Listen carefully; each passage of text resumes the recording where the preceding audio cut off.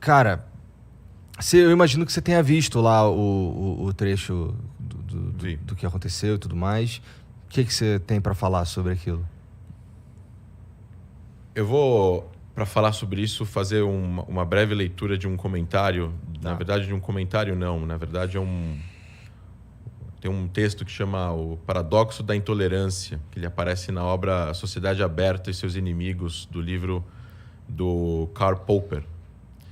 Ele fala sobre a crítica extensamente às ideias filosóficas que deram origem, na opinião do autor, aos movimentos totalitários do século XX. Todo o livro é uma defesa da sociedade aberta e pluralista, da racionalidade e do falibilismo. Ele fala, eu não vou ler o texto inteiro, ele fala assim: devemos, pois, reservar o direito, em nome da tolerância, de não tolerar os intolerantes. Devemos afirmar que qualquer movimento que prega a intolerância está fora da lei e considerar criminoso o incitamento à intolerância e perseguição, da mesma forma que é criminoso o incitamento ao homicídio, ao rapto e ao reavivar da escravatura.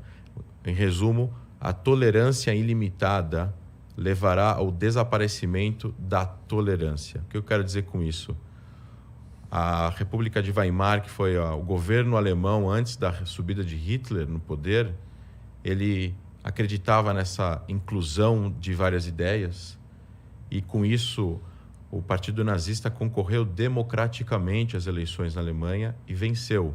E o primeiro ato deles foi acabar com toda a sociedade civil alemã, com todas as instituições democráticas e perpetuar o que eles perpetuaram na Segunda Guerra Mundial, com 50 milhões de mortos, com 6 milhões de judeus, com diversos centenas de milhares de várias outras minorias. Essa abertura que eles deram em nome desse debate de ideias, o outro lado não entende esse debate de ideias. O outro lado não está interessado em debater ideias, o outro lado está interessado em tomar o poder com golpe e impor a sua vontade, que no caso do nazismo especificamente, é voltado a uma ideologia radical, extremista, genocida, baseada em raça. Não só em raça, mas na ideia de um ser humano geneticamente melhor que o outro, já foi provado pela ciência que isso não existe. E para que a humanidade possa, entre aspas, sobreviver, como diz no livro Sapiens, de Yuval Harari, o escritor israelense premiado, eles acreditavam que eles estavam fazendo um bem para o mundo, o nazista. E eles mataram pessoas que, independentemente da idade ou do sexo, eles acreditavam que eram seres inferiores. Esse tipo de debate, dentro de uma sociedade democrática, ele não pode ser permitido, porque você não tem como debater com aquele que, se subir no poder, vai matar você. Isso está fora do campo democrático das ideias. É como você colocar um partido que é uma organização criminosa, como o PCC, ou você colocar, ou como a gente imaginar agora, grupos terroristas concorrendo a eleições nos países que eles estão se alojando no Oriente Médio. Isso é ruim para a sociedade, é ruim para a humanidade e ruim para o futuro do mundo.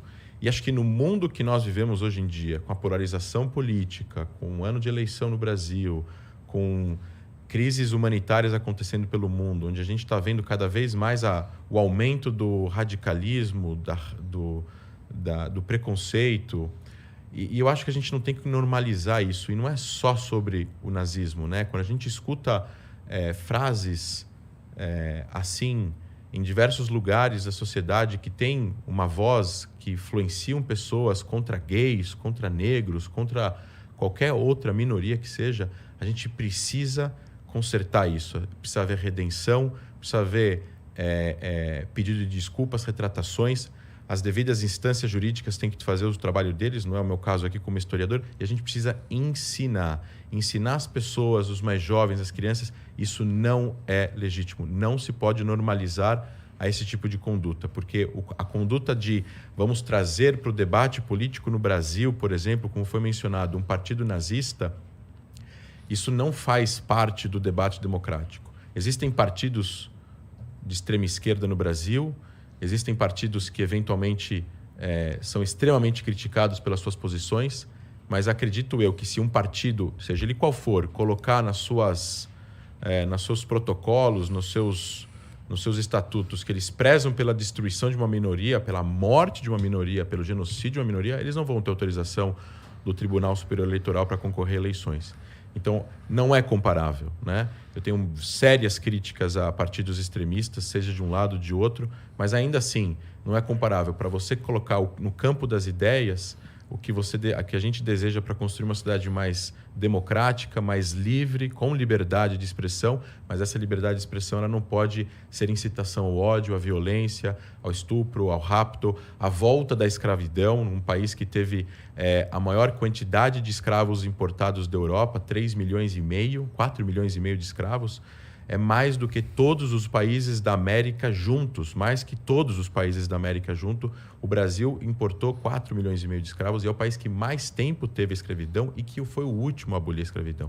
A gente não pode normalizar com isso. A gente precisa educar as pessoas, combater esse tipo de o discurso que tenta normalizar. Não é ok, vamos trazer isso para o debate. Não, isso não é ok, não faz parte do debate. O debate, se a gente abre o debate, como ele falou no final, se a gente abre o debate ilimitado para a tolerância, a gente acaba com a tolerância, a gente acaba com a coexistência, a gente acaba fazendo com que essas pessoas intolerantes possam vir a dominar o poder e aí a gente vai acabar com a liberdade total que as pessoas têm.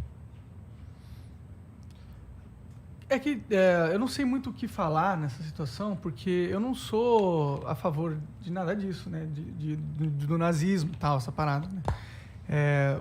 E eu peço desculpa, porque do jeito que eu falei lá, dá pra entender essa porra, né? Então eu não sei muito o que falar. Eu sempre tratei todo mundo muito bem, eu nunca fui de nenhum grupo que tenha qualquer associação a esse tipo de coisa, então... Bom, isso, eu acho que o ponto aqui passa mais pelo lance da... conscientizar que qualquer tipo de não é... Qual palavra eu vou usar? Qualquer tipo de... Talvez menção ao nazismo, ela traz coisas muito carregadas. Essa palavra é uma palavra que tem um significado muito pesado para a humanidade. Exato. Né?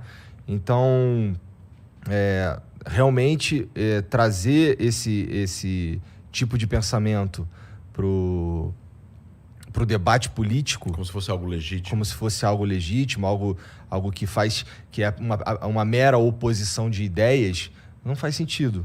Exato. Porque o nazismo, o cerne do nazismo é a violência. Ele não se opõe a outras ideias, ele extermina as outras ideias. E outras, não só ideias, ele extermina as pessoas. Exato. As ideias, as pessoas, independentemente do que as pessoas pensam também. Né? Ele vai exterminar judeus, ele vai exterminar ciganos, ele vai exterminar negros, ele vai exterminar gays, ele vai exterminar qualquer pessoa, independentemente da posição política que a pessoa tenha. Ela é uma questão de... É um conceito existencial, não é um conceito de ideias apenas. E o nazismo, como regime totalitário, baseado na raça, recentemente teve aí a Whoopi Goldberg nos Estados Unidos falando que não foi baseado em raça, mesma coisa, cometeu um erro gravíssimo. Foi cancelado o programa dela. Porque esse tipo de discurso influencia milhões.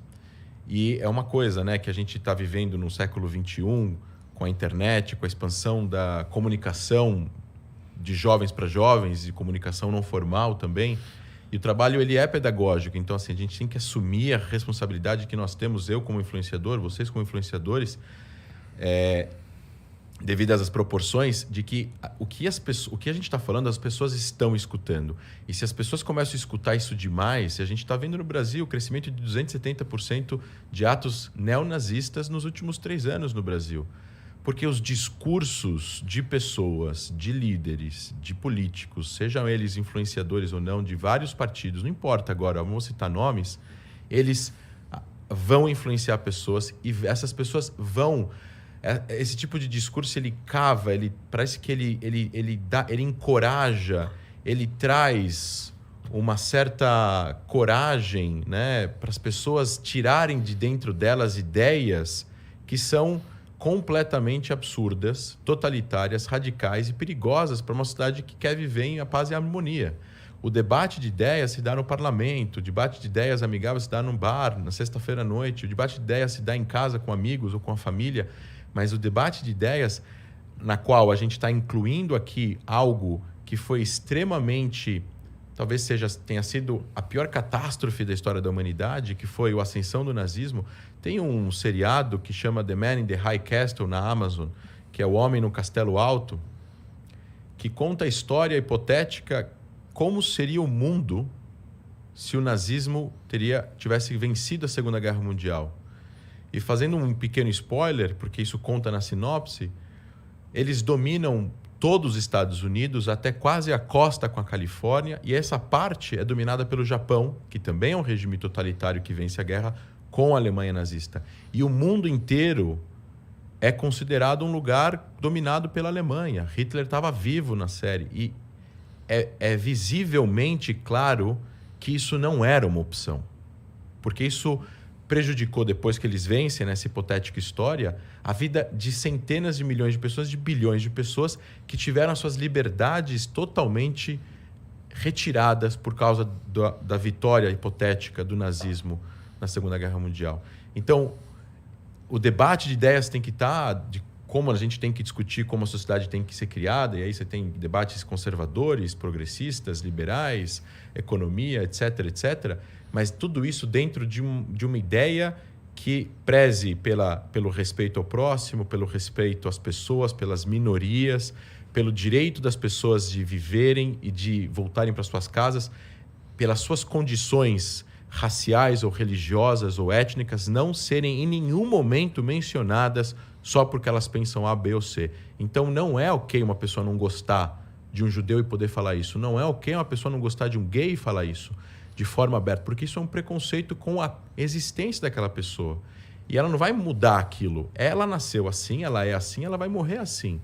E isso não é ok. Debater ideias de como construir uma sociedade mais justa, mais rica, falar de economia é uma coisa.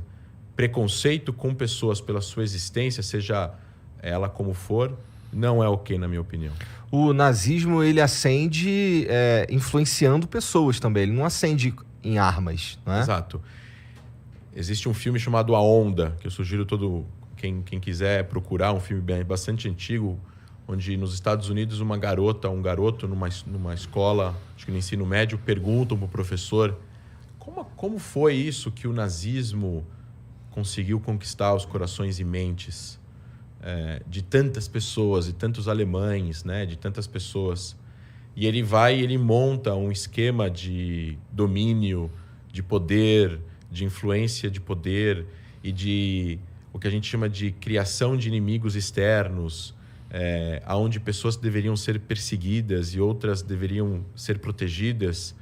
E ele cria um sistema, um microsistema na escola, como se fosse um regime nazista. E aí em um dado momento, ele acaba mostrando a realidade para os estudantes num evento. E isso é muito marcante.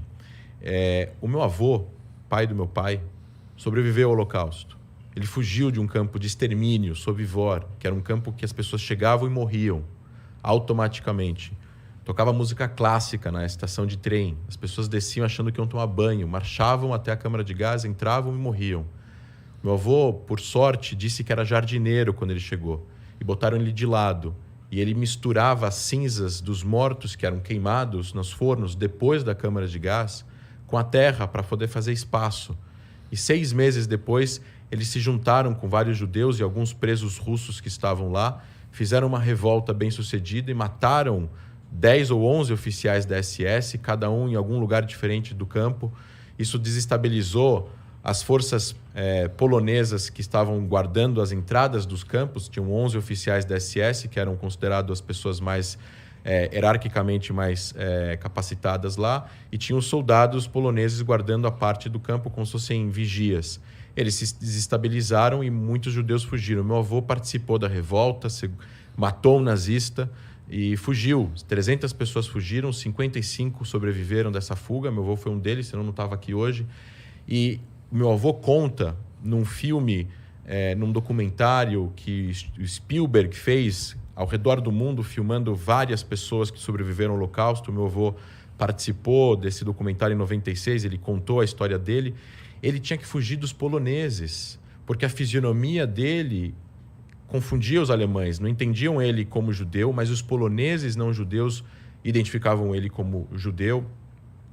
E ele foi várias vezes pego por poloneses que não eram alemães, e foi enterrado vivo e foi colocado em poços de lama para se afogar, e ele conseguiu sobreviver umas 3 vezes a tentativas de assassinato depois que ele fugiu do campo de extermínio.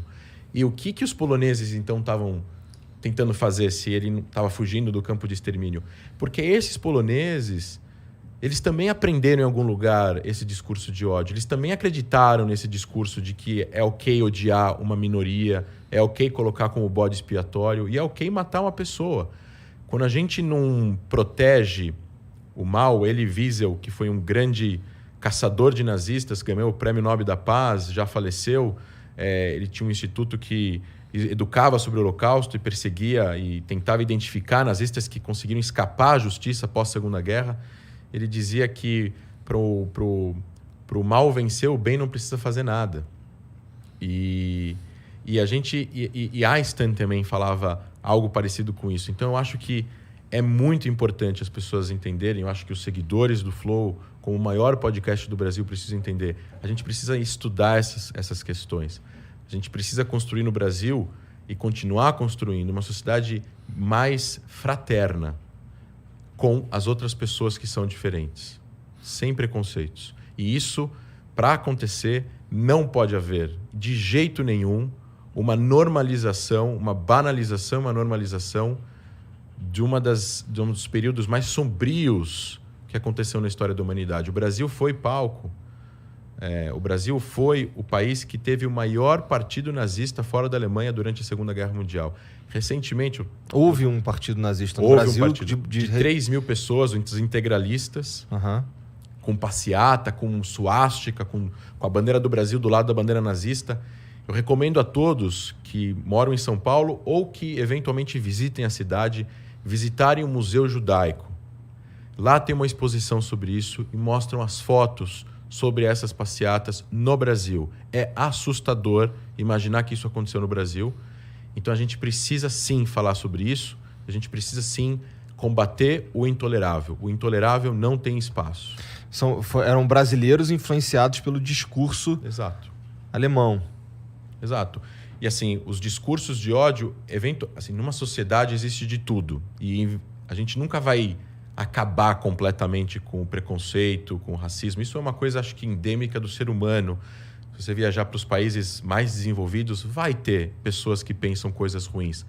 Pega a Noruega, com aquele atentado daquele terrorista norueguês que entrou num campo de juventude e fuzilou um monte de gente. Tem até um filme que conta isso. A Noruega, um dos países mais avançados do mundo, um dos sistemas educacionais mais avançados do mundo. Existe, sim, uma tendência em que a humanidade precisa se autoeducar o tempo todo. A gente está o tempo todo precisando educar os outros e falar sobre assuntos que levem as pessoas a reflexões para a gente conseguir construir sempre uma cidade melhor.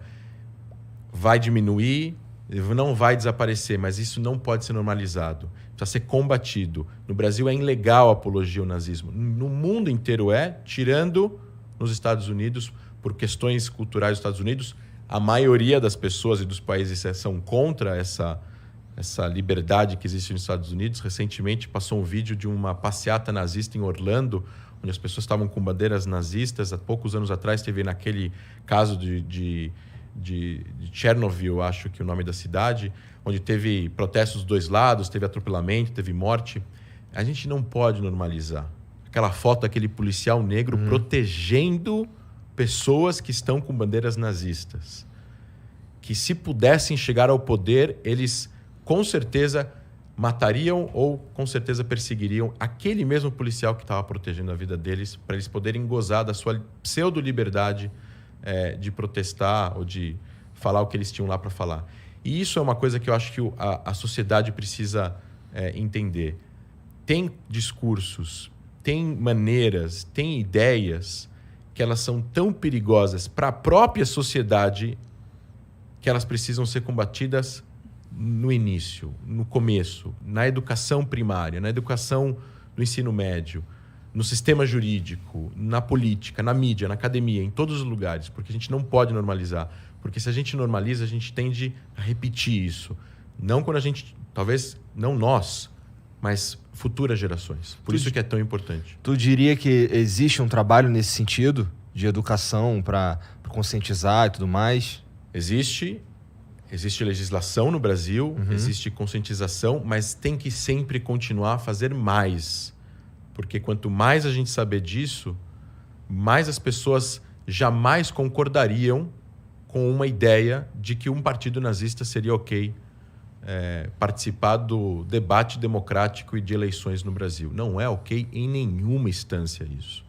E se tiver alguém que se convenceu que isso era ok, não, isso não é ok, isso é ilegal no Brasil, é amoral, é antiético e é perigoso. E é por isso que é muito importante, mais ainda, a gente conseguir trazer esses temas à tona. Eu até sugiro você deixar, por alguns programas, se você quiser, o livro na mesa para trazer talvez essa conscientização. Eu posso te mandar os links do Museu Judaico, tem o Museu do Holocausto em Curitiba, tem o Memorial do Holocausto no Rio de Janeiro, tem vários lugares. E eu volto e repito o que eu falei no começo. O nazismo não é apenas uma questão judaica, né? O nazismo não perseguiu apenas os judeus. O nazismo perseguiu minorias, perseguiu negros, perseguiu deficientes físicos, perseguiu ciganos, perseguiu homossexuais, perseguiu pessoas que pensavam diferentes politicamente falando. E essas pessoas também precisam ser colocadas hoje aqui como pessoas perseguidas. E eu, como estou aqui falando, então, humildemente me coloco representando também essas pessoas, porque elas também foram perseguidas pelos nazistas.